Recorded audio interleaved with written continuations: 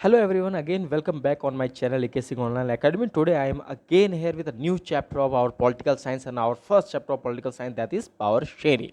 आप सभी का स्वागत है मेरे channel AK Singh online academy में। मैं अनुराग कुमार सिंह आप लोगों के साथ हाजिर हूँ अपने क्लास 10th पॉलिटिकल साइंस, जिसके बुक का नाम डेमोक्रेटिक पॉलिटिक्स पार्ट 2 है, कि चैप्टर नंबर 1 को लेके आज हम देखेंगे कि पहला चैप्टर जो पावर शेयरिंग है वो है क्या। तो पावर शेयरिंग को स्टार्ट करने के पहले पहले हमें ये जाने कि what is power sharing. Power sharing generally होता क्या है। तो पावर शेयरिंग क्या है? Power sharing is the sharing of power. Simple शब्दों में हम समझे तो power sharing is the sharing of power among the different organs और levels of government. Power sharing अलग अलग जो हमारी सरकारें के ऑर्गन है, जिसे हम अंग कहते हैं, लेवल है जिसे हम स्तर कहते हैं, उन सबों के बीच में शक्तियों का विभाजन है। So again, I am repeating, power sharing is the sharing of power among the different levels of government, different organs of government. We can also say power sharing is the sharing of powers and responsibilities among the different levels of government or organs of government. Let's start. In the modern world, all countries follows democracy. आप सभी को पता है कि पहले चाहे Europe हो, चाहे एशिया हो, चाहे मैक्सिमम कॉन्टिनेंट में मोनार्की सिस्टम था। धीरे धीरे लोगों को समझ में आने लगा कि monarchy system is not good for them. So उन्होंने डिमांड किया डेमोक्रेसी का, और धीरे धीरे डेमोक्रेसी एक कंट्री से दूसरे कंट्री, एक कॉन्टिनेंट से दूसरे कॉन्टिनेंट स्प्रेड हो गया। और आज का जो हमारा मॉडर्न वर्ल्ड है, वहाँ पर सभी देशों की जो पहली पसंद है फॉर्म ऑफ गवर्नमेंट के रूप में, that is democracy. So same thing is written here, in the modern world all countries follows democracy.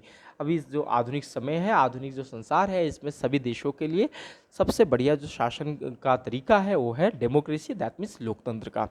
The spirit of democracy lies in the power sharing by the people and different social groups. पहले क्या होता था, monarchy system में राजा का शासन होता था, राजतंत्र में पावर शेयरिंग काफ़ी कम हुआ करता था, और होता भी था तो उनके कुछ गिने चुने मंत्रियों के साथ होता था जो राजा के अकॉर्डिंग ही काम करते थे। फिर कहीं कहीं हमने डिक्टेटरशिप देखा, डिक्टेटरशिप यानी तानाशाही, वहाँ तो पावर शेयरिंग बहुत नाम मात्र का होता था, सारे के सारे पावर्स डिक्टेटर अपने अंदर समाहित रखता था, है ना।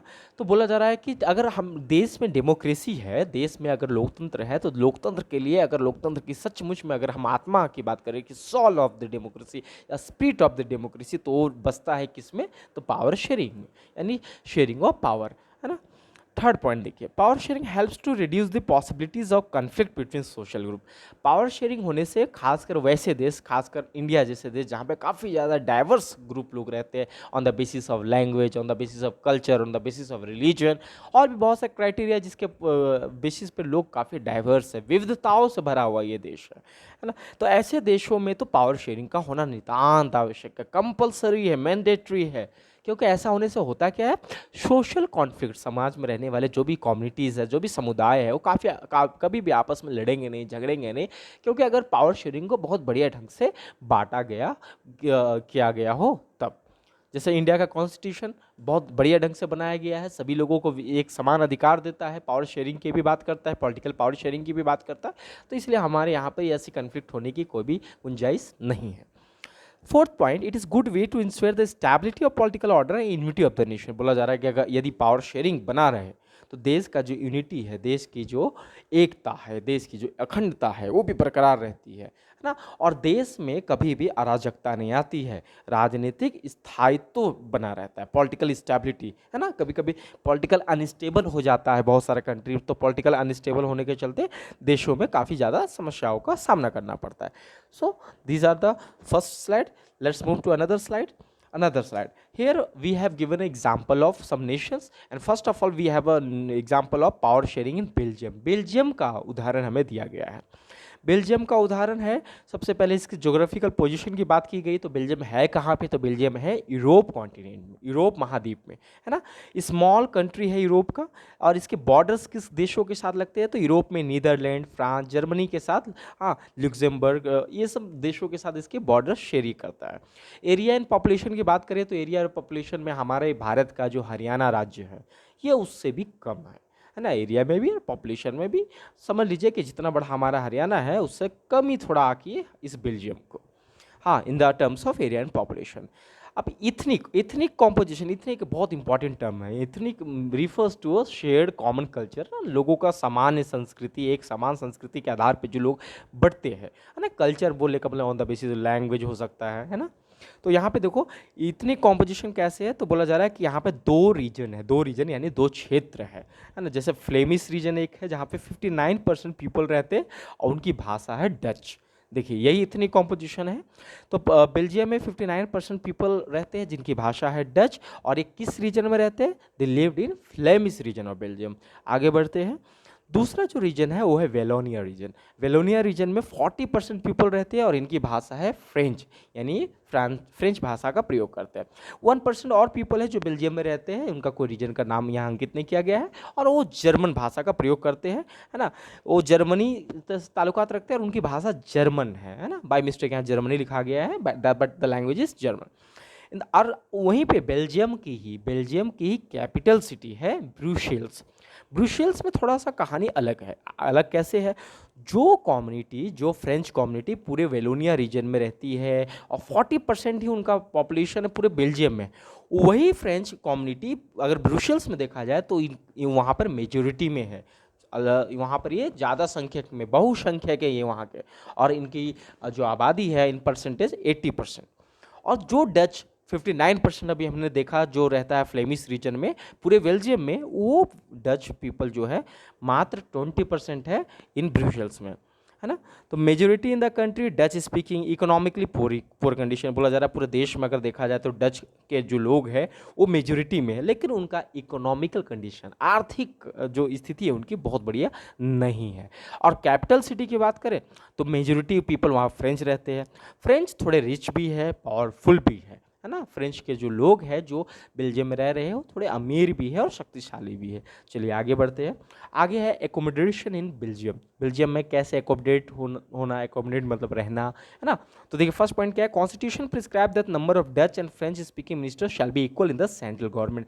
अब क्योंकि वहाँ डच स्पीकर्स भी है, वहाँ पे फ्रेंच स्पीकर्स भी है, तो कॉन्स्टिट्यूशन ऑफ बेल्जियम जो है वो क्या करता है, डच और फ्रेंच दोनों ही भाषाओं को बोलने वाले लोगों को सेंट्रल गवर्नमेंट में इक्वल मिनिस्टर्स बनाते हैं।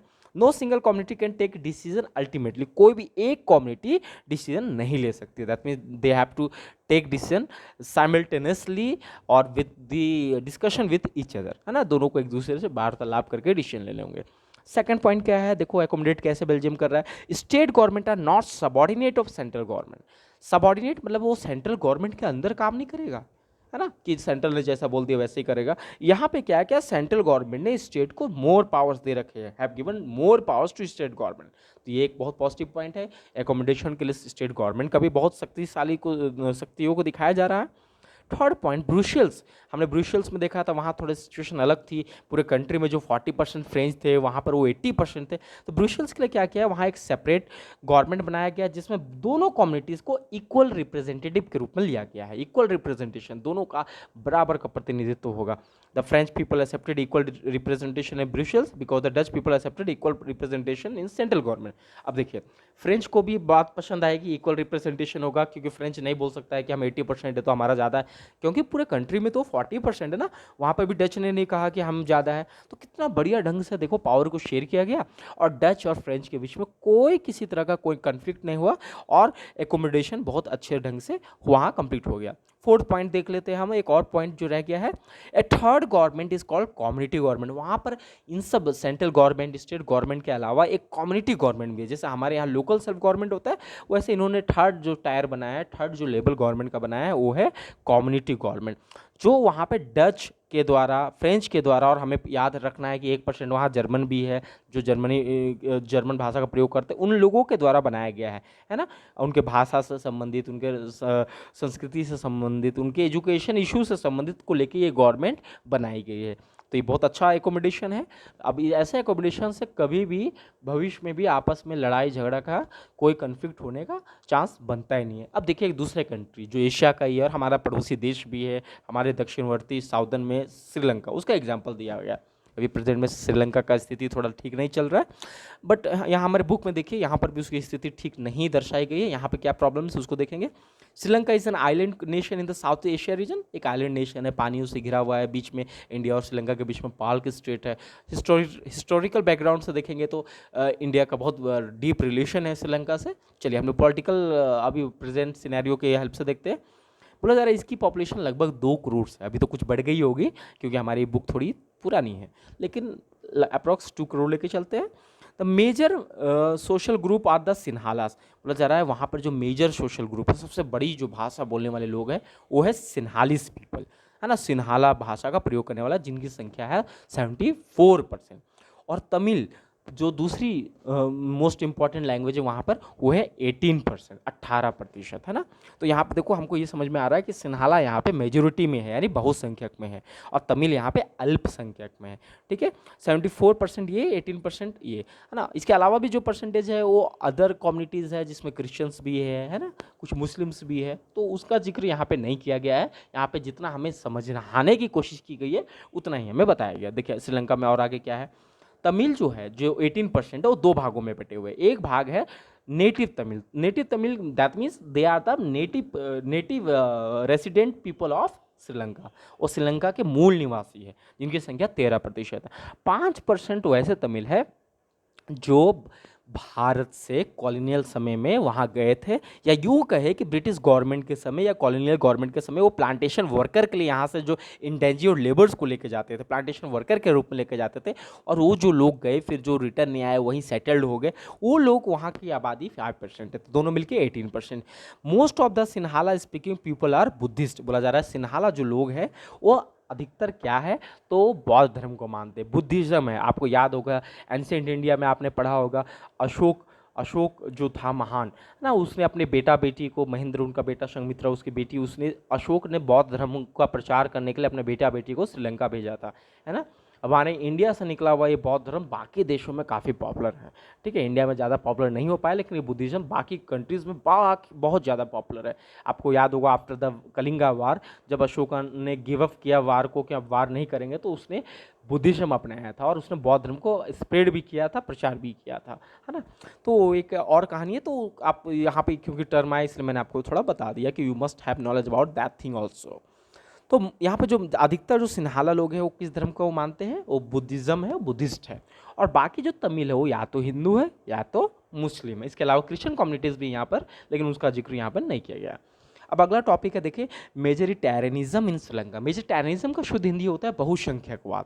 बहुसंख्यकवाद का मतलब क्या होता है, मतलब बहुसंख्यकवाद को ऐसे समझिए कि एक ये बिलीव है, एक विश्वास है जिसमें मेजोरिटी ग्रुप कहीं भी का भी, किसी रीजन का, किसी कंट्री का मेजोरिटी ग्रुप माइनॉरिटी ग्रुप को एक्सप्लॉइट करने का कोशिश करता है, उनके डिज़ायर्स, उनके नीड्स, उनके एक्सपेक्टेशंस को डिसरिगार्ड करता है ना, उनको दरकिनार करके अपने अनुसार शासन करना चाहता है। यही थ्योरी, यही बिलीव, यही विश्वास जो है ये मेजोरिटेरियनिज्म कहलाता है, और जो हिंदी में बहुसंख्यकवाद कहलाता है। मेजोरिटी वर्ड से बना है मेजोरिटेरियनिज्म, है ना। तो श्रीलंका में किस प्रकार से मेजोरिटेरियनिज्म हुआ, बहुसंख्यकवाद हुआ, इसको देखेंगे। श्रीलंका 1948 में, 47 में हम लोग आज़ाद हुए, इंडिया आज़ाद हुआ, 48 में श्रीलंका आज़ाद हुआ, तो Sri Lanka became independent country in 1948। In 1956 an act was pass to recognise Sinhala as the official language. एक गलती यहाँ पर क्या किया श्रीलंकन गवर्नमेंट ने या सिन्हालास ने, यहाँ पे 1956 में इन्होंने एक कानून पास किया, और उस कानून के तहत इन्होंने अपनी सिन्हाला भाषा को यहाँ की राष्ट्रभाषा का दर्जा दिया या आधिकारिक भाषा का दर्जा दिया, ऑफिशियल लैंग्वेज का दर्जा दिया। अब इससे तमिलों में गुस्सा हुआ, तमिलों को लगेगा हमें डिसरिगार्ड किया जा रहा है, हमें इग्नोर किया जा रहा है। और इतना ही नहीं, और भी कुछ चीज़ें इन्होंने क्या किया देखिए। The majority community should dominate the administration and government denied equal political right for minority people. जो मेजोरिटी ग्रुप यानी सिन्हालीज थे, इन्होंने पॉलिटिकल राइट्स में भी अपना दबदबा बनाए रखा। दे वर डिस्क्रिमिनेटेड जॉब्स एंड अपॉर्चुनिटीज। जो जॉब्स थे, गवर्नमेंट जॉब्स जो निकलते थे, या एजुकेशन में जो यूनिवर्सिटीज़ में जो सीट्स होते थे एडमिशन के लिए, वहाँ पर ज़्यादातर सिन्हाला ने अपने लिए सीटों को रिजर्व कर लिया। मतलब एजुकेशन से वंचित किया गया, गवर्नमेंट जॉब से वंचित किया गया, लैंग्वेज से वंचित किया गया, हाँ ना। इससे क्या हुआ, सिविक स्ट्राइफ को आप सिविल वार समझ सकते हैं। सिविल वार यानी गृह युद्ध यानी घर में होने वाला युद्ध, मतलब एक देश के अंदर होने वाला युद्ध जिसमें देश का ही एक कम्युनिटी देश के ही दूसरे कम्युनिटी से लड़ रहा है, और यहाँ पे लड़ाई हो रही थी सिन्हाला और तमिलों के बीच में। देखिए एक बहुत छोटा सा क्वेश्चन है, बहुत छोटा सा मतलब एक कंसेप्ट है कि अगर किसी घर में आप यहाँ पूरे कंट्री को एक घर समझिए। अब किसी घर में अगर लड़ाई होती है, घर में सपोज़ कीजिए 2 भाई है या भाई बहन है या 2 बहनें हैं, आपस में लड़ते हैं, तो इनडायरेक्टली रूप से जो लॉस होगा वो पेरेंट्स को होगा, मम्मी पापा को। अगर एक भाई ने दूसरे को मार दिया तो उसको चोट आ गई, दूसरे ने उसको सट फाड़ दिया तो उसका सट फट गया, तो सट को बनाना और जिसको चोट लगी उसको इलाज करवाना दोनों ही बेचारे मम्मी पापा करेंगे। That means loss of parents only. तो उसी प्रकार से श्रीलंका में तमिल चाहे सिन्हाला को मारे, सिन्हाला चाहे तमिलों को मारे, तो लॉस जो होगा वो श्रीलंका का ही होगा। Same has happened there. Tamils क्या चाहते थे? तमिल्स चाहते थे कि हमें इक्वल अपॉर्चुनिटीज़ मिले जॉब में, एजुकेशन में, उनकी लैंग्वेज को भी ऑफिशियल लैंग्वेज का दर्जा मिला जाए और रीजनल ऑटोनॉमी मतलब क्षेत्रीय लेवल पर उन्हें भी पॉलिटिकल राइट्स मिले। Sri Lankan Tamil started political parties and organisation in 1980। उन्होंने अपनी ऑर्गेनाइजेशंस, अपने संगठन बनाना, अपने राजनीतिक पार्टियां बनाने स्टार्ट की 1980 में, और उन्होंने डिमांड किया अपने तमिल इल्लम का। इल्लम में तमिल भाषा का शब्द है, इल्लम का मतलब होता है स्टेट, अपना एक अलग राज्य, अलग क्षेत्र, क्या हमें अलग कर दीजिए, है ना। As a result civil war broke out Sri Lankan government and LTTE. देखिए यहाँ पे एलटीटी बहुत फेमस है। एलटीटी एक उग्रवादी संगठन के रूप में भी जाना जाता है ना। LTT liberation of tiger Tamil Eelam जिसका फुल फॉर्म होता था। और यदि आप और डीप हिस्ट्री में जाइएगा तो यदि आपको याद होगा राजीव गांधी की जो हत्या हुई थी, राजीव गांधी को जो माला पहना के बम से उड़ाया गया था, है ना, उसके पीछे भी यही संगठन एलटीटी था। Okay students, thank you for today. ये पार्ट 1 था। बहुत जल्द मैं आपको पार्ट 2 भी लाऊंगा और आप पार्ट 2 को भी समझेंगे। होप मैंने जितना आपको बताया, जितना आपको समझाया, आपको समझ में आया होगा। यदि आपको अच्छा लगा ये वीडियो तो प्लीज़ कमेंट बॉक्स में अपने आइडियाज़, अपने व्यूज़ ज़रूर शेयर कीजिए।